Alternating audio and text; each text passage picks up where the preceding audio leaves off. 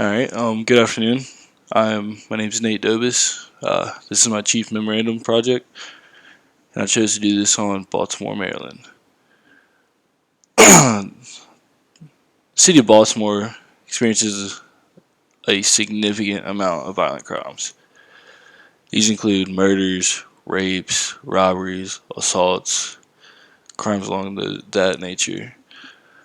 Um, these crimes are occurring at a much more frequent rate in this city than many other cities in the country. Another part of this is property crimes. They're also a lot higher in the city than others around the country. Um, to oppose these crimes, us, as in law enforcement, and also city officials, must come together to put in practice various strategic counters to these matters. In order to reduce this sky high number of violent crimes, we must put into place this practice known as problem oriented policing. What we also must do is use hotspots policing, and then we must also gather and create a police citizen relationship strategy known as community policing. So here's a little bit about the city data here in Baltimore. Population's over 600,000. It's about 6,500. Recorded that the main population here at 60, almost 62% residents here are black, with 27.5 being white, and then 5.3 being Hispanic. Um, Violent crimes in this city, it's about 18.55 per 1,000 residents. It's even crazier when you hear the national average. The national average is only 3.81 per 1,000 residents, and that statistic is from the FBI. Property crimes are also a big issue going on right now in this city. They're at 45.82 per 1,000 residents, and then you look at the national average, and it's only 22 per 1,000 residents. So we can see why both of these are a major problem right now. Um,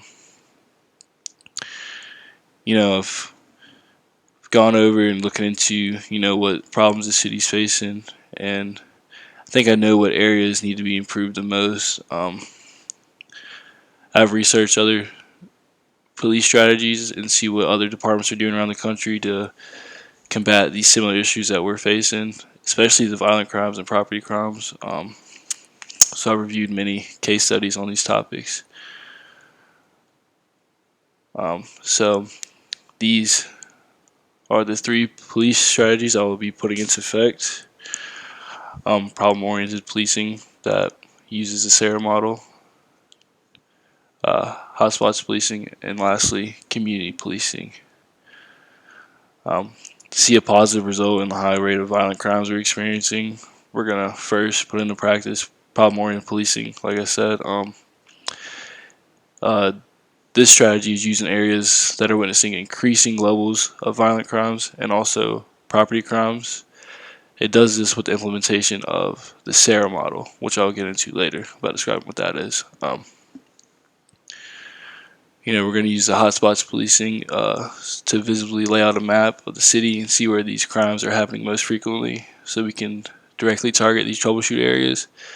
So it's going to be clusters of crime. And then lastly, community policing. When we do this, we're just going to better our relationship with members of the community, and that's important because show community members that even though we the police have to enforce the law, we're people too, and we're not just out to get anyone or target anyone.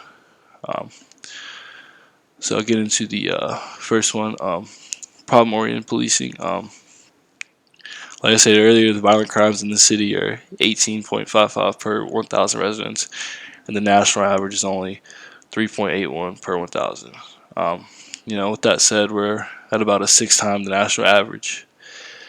These crimes are anything to be reckoned with. These violent crimes include murders, rapes, and assaults, etc. Currently, right now, we're experiencing 51 murders per 100,000 citizens yearly.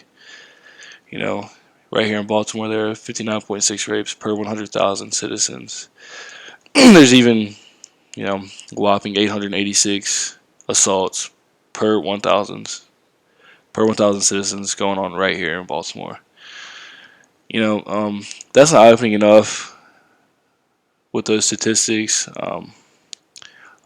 Also in Baltimore, anyone has a 1 in 54 chance of being victimized by a violent crime. These are not great numbers, and they surely don't make people feel safe. What I plan to do is implement this problem-oriented policing into the city, um, and it's going to be in conjunction with the SARA model. So the uh, four steps of the SARA model are scanning, analysis, response, and assessment in that order. So firstly, with the first step, we're going to scan the situation. In other words, we're going to recognize certain recurring issues and the outcomes they produce in the community. We then make these issues a priority and then come up with goals to resolve these issues. And then if needed, we will look at these problems inside the bigger problem if necessary. On to the second step, we will analyze, meaning we will need to understand these causes for these issues and also collect data of these problems. For the third step, we will respond, meaning we're going to use research that we already gathered from the analysis step to then come up with ideas for action. And lastly, we will assess. In this final step, we determine whether our initial goal or goals were completed, and by doing so, we then make the necessary efforts needed to foresee that we can gauge for the future and have continued success. The case study I looked at with this, they did a study on the effects of problem-oriented policing, and they used it in Houston, Texas, where they were experiencing a lot of robberies and violent crimes at convenience stores. They experienced 1,100 robberies, 400 aggravated assaults, and 10 homicides that were all, for some reason, happening on store properties. Community members there in Houston experienced fear of safety, so you can only expect the same here with our high crime rate. Don't feel safe. After they used the scan principle, it was clear to the Houston Police Department that the recurring issues that they were facing were these violent crimes at these convenience stores, and then the outcomes they were furthermore producing to the community. Among these were, problems that were produced were, owner frustrations, fear of safety among the employees and the community members. Also customers not wanting to shop, seeing how there's a chance they'd be involved in one of these crimes that were happening. This then led to the analysis step. The Houston police looked at the crimes per store, the geography, the time of the day of the week, and some other offending behavior patterns. The analysis there found that a small handful of the stores were responsible for a big portion of these crimes. This led them to learn about specific people engaged in these crimes to further understand the certain motivations and the demographics. It was then discovered, that young men in their early 20s were leading perpetrators of these crimes. They then discovered that they were motivated by somehow having the perception that these convenience stores represented easy targets with quick rewards that were carrying a lowered likelihood of getting caught. After collecting this information as a response, they gathered partnerships. The police department gathered partnerships with store owners. They also gained the support of the mayor and the city council to then pass an ordinance that mandated that all retailers that met the definition of convenience store to then register with the city. This led to officers even venturing to all these stores and urging them to register with the ordinance and also educate them about it. During the assessment, the final stage of the SARA model, it was found that crimes of all types started to decline. I firmly believe that we could use this strategy around Baltimore to help cut down on the high rate of robberies we were experiencing. We could develop a similar strategy that would involve getting myself, the mayor, the city council, behind the movement so we were able to get an ordinance passed to see results like Houston Department did.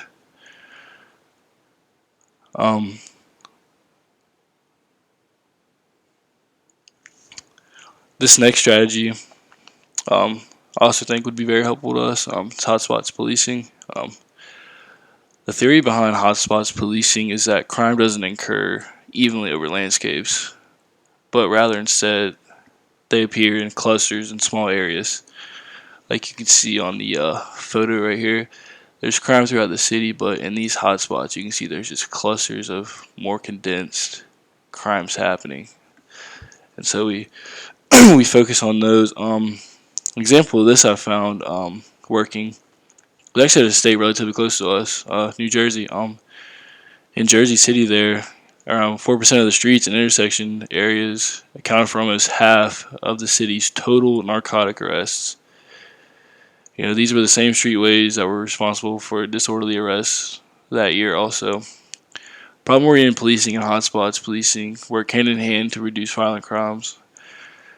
I strongly believe that if we utilize both of these research strategies, we can make a big change in the city's crime rate within the first 4 to 5 years of using them.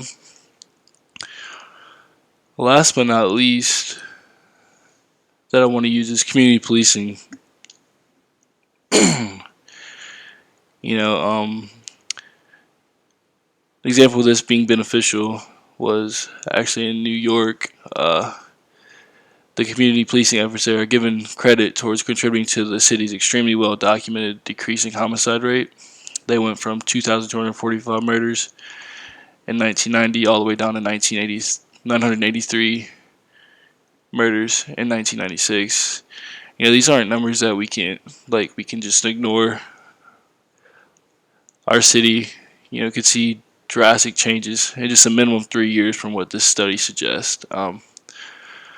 With the major crackdown of crime that I plan to do to make this city safer, some citizens may get the feeling that the police department is out to get them. This is not the case. To reciprocate this effect, I'm going to heavily use a strategy known as community policing. This is a great strategy that can be used because it aims to make the community members and the police into one body.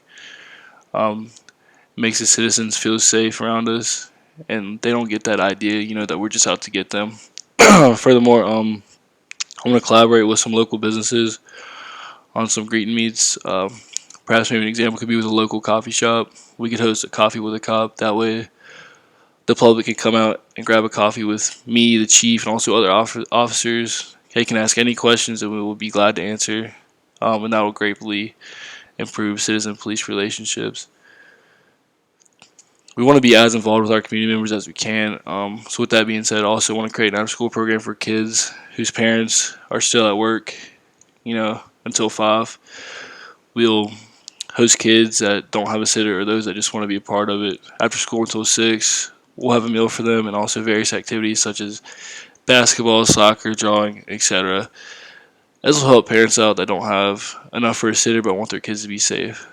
This will not only build strong relationships with the parents throughout the city, but also give the kids a sense that the police are not bad people. In conclusion, I strongly believe that if we utilize these 3 strategies, it will bring about the most change in the city. Problem-oriented policing, hotspots policing, and community policing is our one-way ticket to a safer and less crime-filled city.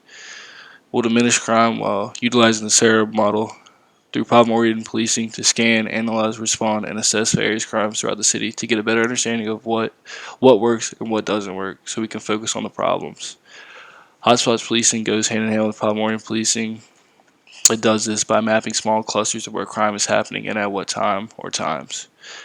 And then we will use community policing to not only deter crime, but also to better the relations with the public. We can do this with various meet and greets with community members in various public places such as coffee shops, etc. We'll also develop an after-school program for kids who need it.